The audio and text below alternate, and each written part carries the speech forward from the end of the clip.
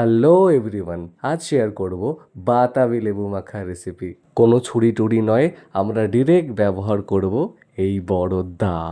বাতাবি লেবু ঠিক আছে, তবে এটাকে আমাদের বাঙাল ভাষায় বলে জাম্বুরা। তো এটাকে এইভাবে রাউন্ড রাউন্ড করে কেটে সমস্তটা ছাড়িয়ে নেব। ছাড়ানো হয়ে গেলে এটাকে কয়েকটা পিস পিস করে কেটে ভেতরকার লেবুগুলো সবগুলো ছাড়িয়ে নেব।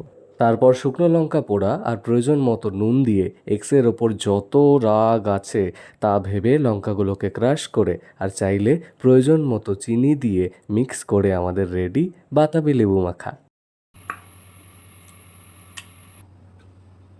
Thank you so much.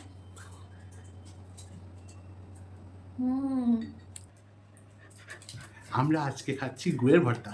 See?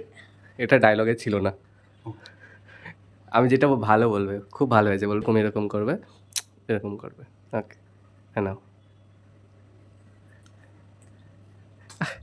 খাওয়ার পরে